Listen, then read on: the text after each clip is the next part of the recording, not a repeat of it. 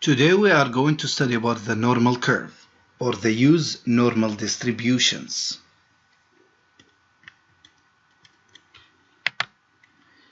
Our lesson targets for chapter 11, section 3, day 1 or part 1 is I can find the probabilities using the normal curve and normal distributions. So in a previous lesson, in chapter 10, section 6, you studied probability distributions. One type of a probability distribution is a normal distribution that we are going to study today. So a normal distribution is modeled by a bell-shaped curve called a normal curve that is symmetric about the mean. So we have the normal curve, which is a mathematical model or an idealized conception of the form a distribution might have taken under certain circumstances. So mean of any distribution has a normal distribution, central limit theorem, many observations, height of adults, weight of children in California, intelligence have normal distributions, which are good examples. So the shape is a bell-shaped graph, most of data in the middle, around the mean. It's symmetric with mean, median, and mode at same point. So, properties of normal curve. Usually normal curves are symmetrical. Normal curves are unimodal. Normal curves have a bell-shaped curve. Mean, median, and mode all have the same value in the middle.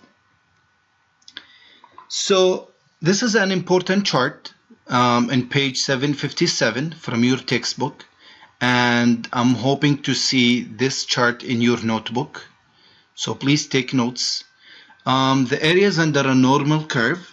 So usually a normal distribution with an average and standard deviation, the lowercase sigma, has the following properties. So the first property is showing the total area, which is 100%. As you can see, we have the average minus standard deviation, average plus standard deviation, average plus 2 standard deviation, average plus 3 standard deviation. You add all these percents together and you will get 100%, and that is 1. So in the left graph, the bell-shaped graph, you see about 68% of the area lies within 1 standard deviation of the mean. So we add the 34% together and you get 68%. And there is about 95% of the area lies within 2 standard deviations of the mean. So if you add the 34% and the 13.5% together, you will get 95%. And about 99.7% of the area lies within 3 standard deviations of the mean. So we add all the values, the 34%, the 13.5%, the 2.35%. If you add all these values up, you will get 99.7% exactly. So please have this chart in your notebook. Now, let's move to the data and normal distribution. As I said before, average plus 1 standard deviation equal to 68% of the scores. Average plus 2 standard deviation equal to 95% of the scores. Average plus 3 standard deviation equal to 99.7% of the scores. This is another graph showing the areas under a normal curve, if you would like to see it with colors. Let's do an example 1 from the book in page 757. A normal distribution has a mean, which is the x bar, and a standard deviation of the lowercase sigma for a randomly selected x value from the distribution. Find the probability between average minus 2 standard deviation and average. So the solution, we take a look at the average minus 2 standard deviation and the average. So the average is located in the middle, and the average minus 2 standard deviation is located a little further to the left. So as you can see, the probability that a randomly selected X value, it lies between the average minus 2 standard deviation and the average. That is the shaded area under the normal curve shown. So we add the 34% plus the 13.5%, and you will get 47.5%, and then you divide by 100 and you will get 0.475. that is your probability. So it's straightforward.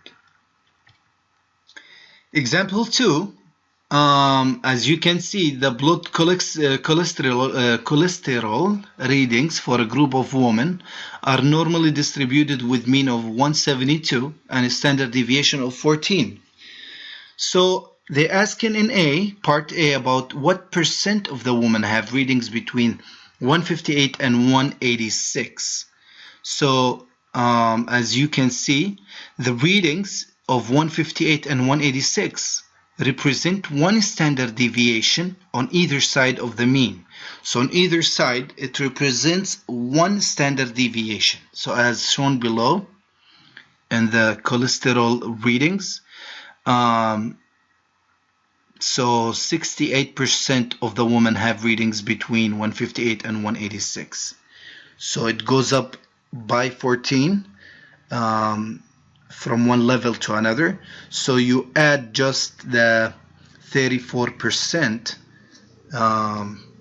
2 times, so you get 68%. Part B, readings higher than 200 are considered undesirable. About what percent of the readings are undesirable? So a reading of 200 is 2 standard deviations. So we move up a little step further, and it's average plus 2 standard deviation, and average minus 2 standard deviation, and average plus 3 standard deviation, and average minus 3 standard deviation. So as shown in the cholesterol readings in the right side here, the percent of readings that are undesirable is 2.35% plus 0.15%, and that makes 2.5% exactly. So we add the last 2% in the right endings, and that's your final answer. So our lesson target for today that we hit is finding probabilities using the normal curve and normal distributions, and you have your assessment down here, which is 11.3 day 1, page 760, which are number 4, 6, 8, 10, 12, 16, 18. Thank you.